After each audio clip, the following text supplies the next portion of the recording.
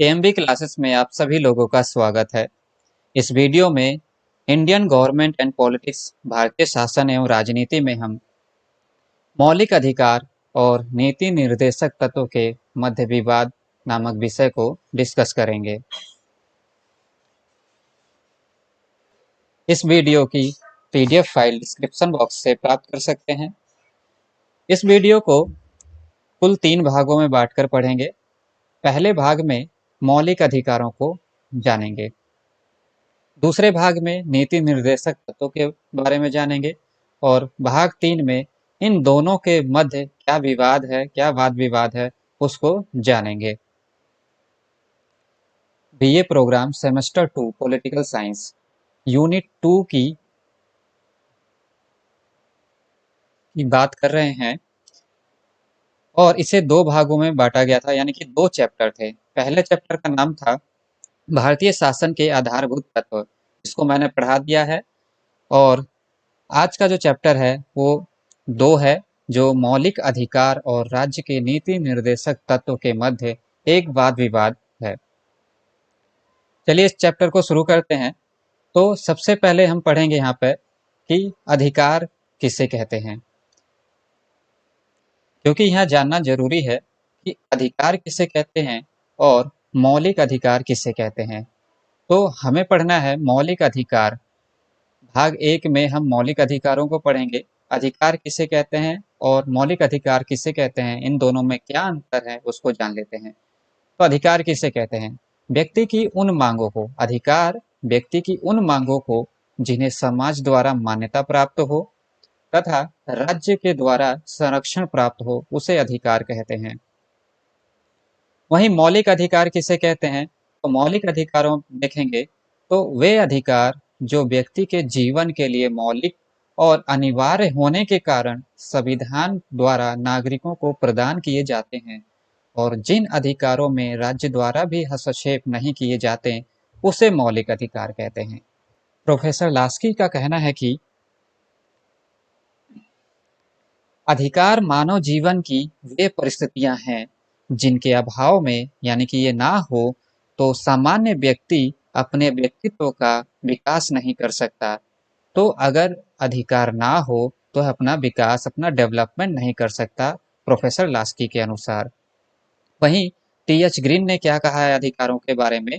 तो TH. Green के अनुसार अधिकार व्यक्ति द्वारा अपने उद्देश्यों को प्राप्त करने की वह शक्ति है जो सामाजिक समुदाय द्वारा इस शर्त पर सुनिश्चित की जाती है कि वह इन कार्यों से समुदाय का भला करेगा। टी.एच. ग्रीन ने कहा है कि व्यक्ति जिन उद्देश्यों को, यानी कि अपने उद्देश्यों को प्राप्त करने के लिए जिन शक्ति का प्रयोग करता है, उसे ही अधिकार कहते हैं। अंततः इस तरह हम देखते हैं कि मौलिक अधिकार को लोकतंत्र का आधार स्तंभ माना जाता है। यह एक देश के राजनीतिक जीवन में सरकार की तानाशाही स्थापित होने से रोकने के लिए भी आवश्यक है। तो लोकतंत्र का आधार स्तंभ होता है अधिकार, और साथ ही यह राजनीतिक जीवन में सरकार की तानाशाही स्थापित ना हो सके, उसकी तानाशाही को रोकने के लिए भी आवश्यक है।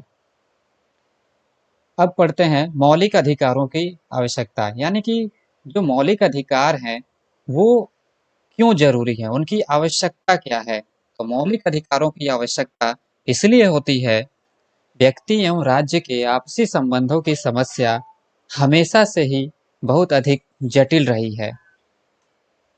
एक ओर शांति और व्यवस्था बनाए रखने के लिए नागरिकों के जीवन पर राज्य का नियंत्रण आवश्यक है, तो वहीं दूसरी ओर हम देखें तो राज्य की शक्ति पर भी कुछ ऐसी सीमाएं लगना जरूरी है जिससे राज्य मनमानी ना कर सके। इसके अलावा वह व्यक्तियों की स्वतंत्रता और अधिकारों के विरुद्ध कार्य ना कर सके। इस प्रकार मौलिक अधिकार व्यक्ति की स्वतंत्रता एवं अधिकारों के हित में राज्य की शक्ति पर प्रतिबंध लगाने के लिए सर्वोत्तम उपाय है। अब हम मौलिक अधिकारों के महत्व की बात करेंगे और मौलिक अधिकारों का महत्व क्यों है। तो मौलिक अधिकार का सबसे पहला महत्व यह है कि यह लोकतंत्र के लिए आधार स्तंभ होता है। यानी कि मौलिक अधिकार यदि ना हो तो लोकतंत्र कायम नहीं रह सकता। तो लोकतंत्र को कायम रखने के लिए मौलिक अधिकारों का होना अति आवश्यक है। दूसरी, मौलिक अधिकार एक देश के राजनीतिक जीवन में एक दल की तानाशाही रोकने के लिए भी आवश्यक है। तो एक ही दल बार बार शासन ना करे, सरकार ना चलाए, तो उसको रोकने के लिए भी हमें मौलिक अधिकारों की आवश्यकता है। मौलिक अधिकार महत्वपूर्ण है ताकि एक ही दल का शासन ना हो। तो मौलिक अधिकार एक देश के राजनीतिक जीवन में एक ही दल की तानाशाही रोकने के लिए भी आवश्यक है। तीसरा, यह शासकीय और बहुमत वर्ग के अत्याचारों से व्यक्ति विशेष रूप में यानी कि अल्पसंख्यकों की रक्षा करते हैं। तो मौलिक अधिकार जो है अल्पसंख्यक वर्ग की रक्षा करते हैं। चौथा, मौलिक अधिकार व्यक्ति की स्वतंत्रता एवं सामाजिक नियंत्रण के बीच सामंजस्य यानी कि तालमेल स्थापित करते हैं। पांचवा, मौलिक अधिकार मानवीय स्वतंत्रता के मापदंड व संरक्षक दोनों है। तो मौलिक अधिकार जो है मानवीय स्वतंत्रता जो है उसके संरक्षक होते हैं। नेक्स्ट यानी कि छठा, मौलिक अधिकार नागरिकों को न्याय और उचित व्यवहार की सुरक्षा प्रदान करते हैं। इस तरह हम देखते हैं कि मौलिक अधिकारों का होना अति आवश्यक है। इसके अभाव में व्यक्ति अपना विकास नहीं कर सकता। अब हम बढ़ते हैं भारतीय संविधान में मौलिक अधिकार। क्योंकि यहाँ पर भारतीय संविधान में मौलिक अधिकारों की ही व्याख्या करेंगे, इसके दूसरे भाग में हम नीति निर्देशक तत्वों की व्याख्या करेंगे और भाग 3 में इन दोनों के मध्य क्या विवाद है उसको समझेंगे। तो चलिए शुरू करते हैं भारतीय संविधान में मौलिक अधिकार। मौलिक अधिकारों को संयुक्त राज्य अमेरिका से लिया गया है। इसका वर्णन संविधान के भाग 3 में अनुच्छेद 12 से 35 तक दिया गया है। भाग 3 को भारत का अधिकार पत्र यानी कि इसको इंग्लिश में मैग्ना कार्टा भी कहा जाता है। इसे मूल अधिकारों का जन्मदाता भी कहा जाता है। तो भाग 3 को अधिकार पत्र के रूप में भी जाना जाता है। भारतीय संविधान द्वारा भारतीय नागरिकों को 7 मौलिक अधिकार प्रदान किए गए थे, किंतु 44वें संवैधानिक संशोधन जो कि 1979 में हुआ था, इसके द्वारा संपत्ति के अधिकार को मौलिक अधिकार के रूप में समाप्त कर दिया गया। अब संपत्ति का अधिकार केवल एक विधिक अधिकार यानी कि लीगल राइट्स के रूप में जाना जाता है। इस प्रकार अब भारतीय संविधान में नागरिकों को निम्नलिखित 6 अधिकार प्राप्त हैं, जैसे कि समता का अधिकार, स्वतंत्रता का अधिकार, शोषण के विरुद्ध अधिकार, धार्मिक स्वतंत्रता का अधिकार, संस्कृति एवं शिक्षा संबंधी अधिकार, संपत्ति का अधिकार जिसे हटा दिया गया, और संवैधानिक उपचारों का अधिकार।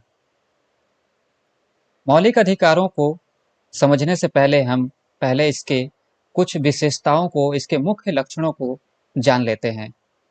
सबसे पहला लक्षण या विशेषताएं कह सकते हैं, मौलिक अधिकारों को मुख्य रूप से दोनों रूपों में देख सकते हैं।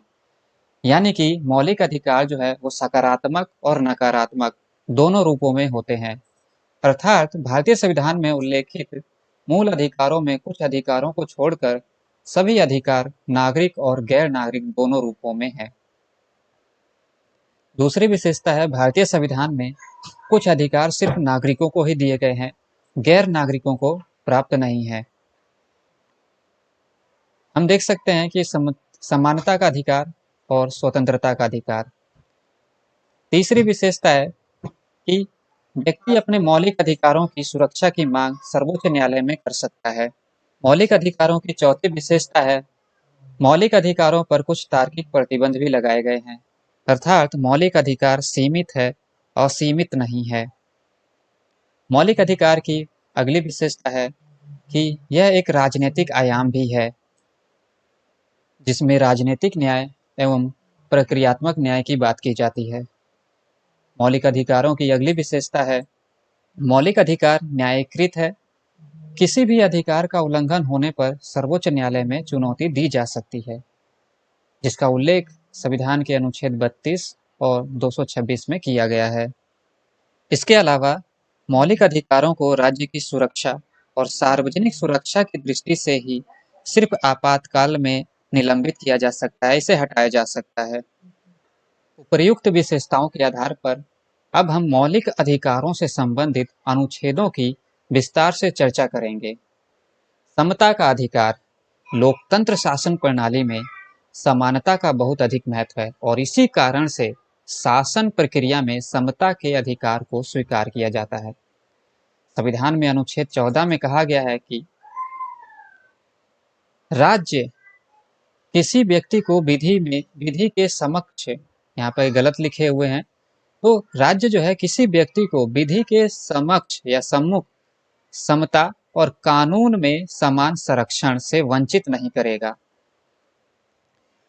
विधि के समक्ष समानता यूके से लिया गया है, ब्रिटेन से लिया गया है, और विधि का समान संरक्षण अमेरिका से लिया गया है। विधि के समक्ष समानता का क्या अर्थ होता है? विधि के समक्ष समानता का क्या अर्थ होता है? इसका अर्थ होता है कि सभी व्यक्ति विधि के समान यानी कि कानून के समक्ष समान होंगे। कानून के समक्ष सभी जो व्यक्ति हैं वो समान होंगे। विधि के समक्ष समानता की संकल्पना का मतलब है कि कोई भी व्यक्ति देश की विधि से, कानून से बड़ा नहीं है, यानी कि चाहे वह आम व्यक्ति हो या फिर देश का प्रधानमंत्री, दोनों ही समान हैं। वहीं विधि के समक्ष समानता का कुछ अपवाद भी है, जैसे कि राष्ट्रपति और राज्यपाल को विधि के समक्ष समानता से छूट प्रदान की गई है। अब हम बात करते हैं विधि के समान संरक्षण का क्या अर्थ होता है। तो विधि के समान संरक्षण का क्या अर्थ होता है? इसका अर्थ है कि यह समानता का एक तो सकारात्मक अर्थ है। विधि के समान संरक्षण की संकल्पना यह अमेरिका से लिया गया है और विधि के समान संरक्षण का अर्थ होता है अलग अलग परिस्थितियों में अलग अलग व्यवहार करना। परंतु यह अलग अलग व्यवहार या विभेद जो है वह तर्क संगत होना चाहिए, अतार्किक या मनमाना नहीं होना चाहिए। तो यहाँ पर विधि के साथ कुछ विभेद किया जा सकता है और वह विभेद तर्क संगत होना चाहिए, ना कि मनमाना। उदाहरण के लिए पिछड़े हुए SC ST और महिलाओं के लिए विशेष प्रावधान या विशेष तरह के कानूनों की व्यवस्था की गई है। तो इन व्यवस्थाओं को हम एक तरह से विभेदात्मक मान सकते हैं, लेकिन ये विभेद तर्क संगत किए गए हैं, इसीलिए इसे हम मनमाना या अतार्किक विभेद नहीं कहेंगे।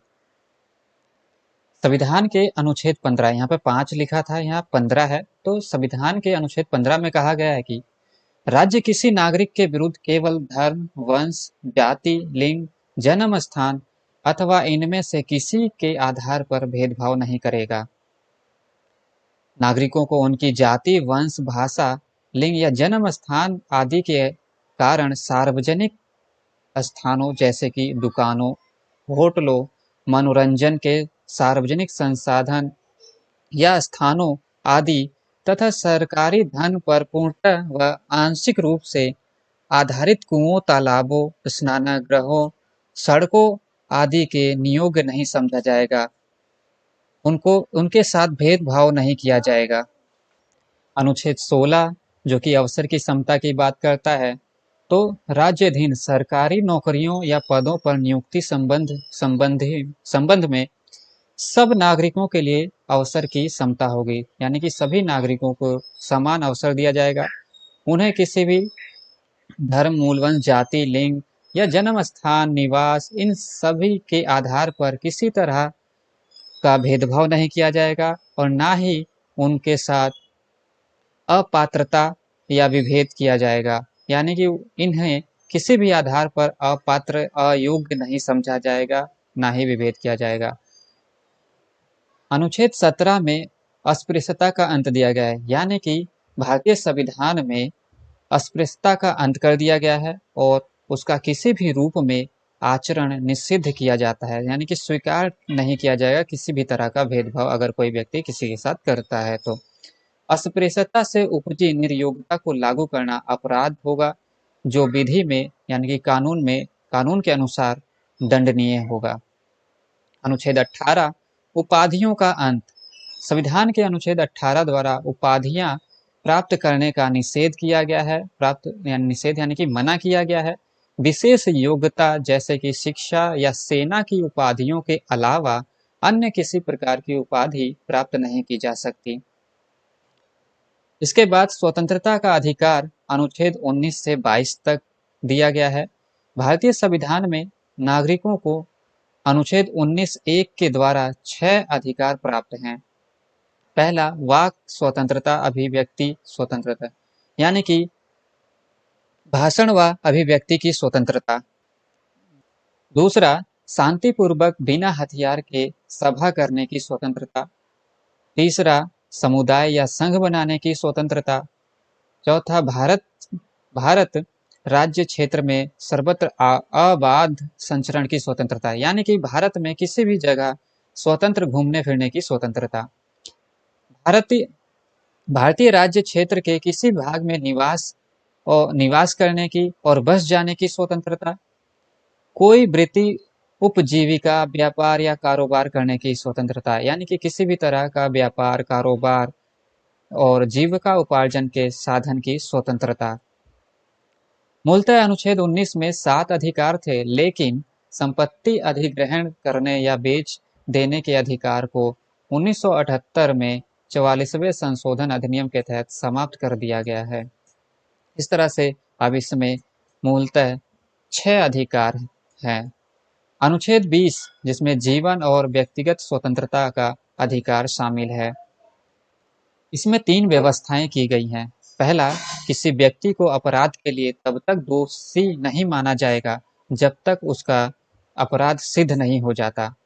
दूसरा, किसी भी व्यक्ति को एक अपराध के लिए एक बार ही सजा दिया जाएगा, दंड दिया जाएगा। और तीसरा, किसी अपराध के लिए अभियुक्त किसी व्यक्ति को स्वयं को अपने विरुद्ध साक्षी होने के लिए बाध्य नहीं किया जाएगा, अर्थात किसी भी अपराधी को या व्यक्ति को स्वयं के विरुद्ध न्यायालय में गवाही देने के लिए बाध्य नहीं किया जाएगा। अनुच्छेद 21 प्राण एवं दैहिक स्वतंत्रता। इसमें यह कहा गया है कि किसी व्यक्ति को उसके प्राण या फिर दैहिक स्वतंत्रता से विधि द्वारा स्थापित प्रक्रिया के अनुसार ही वंचित किया जाएगा, अन्यथा नहीं। अनुच्छेद 21 में शिक्षा का अधिकार के रूप में घोषणा की गई है, जिसमें कि राज्य 6 वर्ष से लेकर 14 वर्ष तक की उम्र के बच्चों को निःशुल्क एवं अनिवार्य शिक्षा उपलब्ध कराएगा। यह 86वें संवैधानिक संशोधन अधिनियम 2002 के तहत किया गया। अनुच्छेद 22 विरोध एवं गिरफ्तारी से संरक्षण प्रदान करता है और यह अनुच्छेद विरोध एवं गिरफ्तारी के संबंध में 3 अधिकार नागरिकों को देता है, जिसमें कि पहला है गिरफ्तार करने के आधार पर सूचना का अधिकार, यानी कि किसी व्यक्ति को गिरफ्तार किया गया है तो उसको सूचना देना। विधि व्यवसायी से परामर्श और प्रतिरक्षा करने का अधिकार, यानी कि उसे अपने पसंद के वकील से सलाह लेने का अधिकार होगा। और तीसरी बात जो है वो 24 घंटे के अंदर उसे दंडाधिकारी के समक्ष पेश किया जाएगा। इस तरह से इसमें 3 व्यवस्थाएं हैं। हिरासत में लेने का कारण बताना होगा, उसे अपने पसंद के वकील से सलाह लेने का अधिकार होगा और 24 घंटे के अंदर उसे दंडाधिकारी के समक्ष पेश किया जाएगा। इसी तरह अनुच्छेद 23 और 24 में शोषण के विरुद्ध अधिकार दिया गया है। अनुच्छेद 23 में मानव दुर्व्यापार, बेगारी और इसी प्रकार के अन्य बलात् श्रम के प्रकारों पर राज्य द्वारा प्रत्यक्ष रूप से प्रतिबंध लगाया गया है। अनुच्छेद 25 में धर्म की स्वतंत्रता प्रदान किया गया है, जिसके अंतर्गत सार्वजनिक व्यवस्था, सदाचार, स्वास्थ्य के अधीन रहते हुए सभी व्यक्तियों को अंतःकरण की स्वतंत्रता तथा किसी भी धर्म के अबाध रूप से आचरण यानी कि मानने की और प्रचार करने का समान अधिकार होगा। इसे हम बाद में डिस्कस करेंगे भाग 3 में, अभी इसको छोड़ देते हैं। अब है अनुच्छेद 32 संवैधानिक उपचारों का अधिकार, जो कि बहुत जरूरी है, सबसे इम्पोर्टेंट है।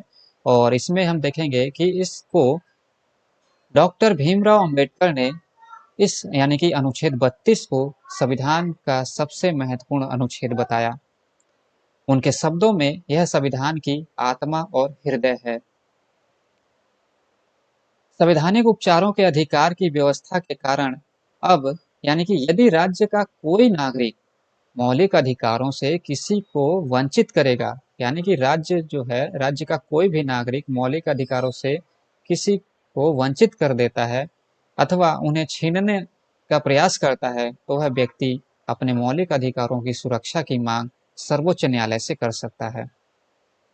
इस तरह से किसी व्यक्ति के मौलिक अधिकारों का हनन होता है तो सर्वोच्च न्यायालय में उसको ले जा सकता है, उसकी मांग कर सकता है। संविधान ने मौलिक अधिकारों की रक्षा का भार सर्वोच्च न्यायालय तथा उच्च न्यायालय को दिया था। गोलकनाथ निर्णय में कहा गया था कि इस निर्णय के बाद से संसद को मौलिक अधिकारों के संकुचन का अधिकार नहीं होगा, यानी कि मौलिक अधिकारों में जो है किसी तरह के बदलाव का अधिकार नहीं होगा। और इसका अर्थ यह है कि संसद संविधान में संशोधन करने का अधिकार रखती है, किंतु वह मौलिक अधिकारों में संशोधन करने का अधिकार नहीं रखती, यानी कि यह पूर्णतः समाप्त करने का अधिकार नहीं रखती। मौलिक अधिकारों को पूरी तरह से समाप्त करने का अधिकार संसद के पास नहीं है। इस तरह हमने सभी मौलिक अधिकारों को लगभग समझ लिया है, चर्चा कर लिया है। अब हम इसके दूसरे भाग को नेक्स्ट वीडियो में देखेंगे, जो कि नीति निर्देशक तत्व क्या है और यह किस तरह से नागरिकों के लिए और राज्य के लिए लाभदायक है। उसके बाद नीति निर्देशक तत्व एवं मौलिक अधिकारों के बीच में क्या विभेद हैं या क्या वाद विवाद हुआ है, जिसको लेके सुप्रीम कोर्ट और पार्लियामेंट के बीच डिबेट शुरू हो गया। इस तरह हमने मौलिक अधिकारों की व्याख्या कर ली। और यदि आप लाइव क्लास लेना चाहते हैं तो हमारे यूट्यूब चैनल को जल्द से जल्द सब्सक्राइब करें, क्योंकि यूट्यूब को लाइव चलाने के लिए 1000 सब्सक्राइब्स होना जरूरी है। इसलिए अगर आप लाइव क्लास प्राप्त करना चाहते हैं तो जल्द से जल्द इसे सब्सक्राइब करें और वीडियो को शेयर करना ना भूलें। सब्सक्राइब करने के फायदे, यानी कि लाइव क्लास जब कर देंगे तो उसके क्या फायदे होंगे, तो इससे फायदा ये होगा आपको कि कैन क्लियर डाउट इंस्टेंटली। कोई भी आपका डाउट होगा आपको लाइव क्लास में ही उसका सॉल्यूशन मिल जाएगा। इसके अलावा आपको क्लास के अंतर्गत कोई भी या किसी भी तरह का सवाल है वो आप सवाल पूछ सकते हैं। रेगुलर क्लास चलेगी तो इससे आपको फायदा ये होगा कि आप एक टाइम दे दिया जाएगा और उस टाइम पर आप बैठेंगे, और उस टाइम पर जब बैठेंगे तो आपको पढ़ने का ज़्यादा इंटरेस्ट होगा। इसके अलावा आप लेटेस्ट अपडेट जो भी एसओएलडीयू की तरफ से आएगा उसको भी आप जान सकते हैं, एंड कॉन्सेप्ट जो है उसको आसानी से समझ सकते हैं। तो इस तरह से आप अगर चाहते हैं लाइव क्लास लेना तो केएमबी क्लासेस को सब्सक्राइब कर दें। Thank you so much. मिलते हैं नेक्स्ट वीडियो में।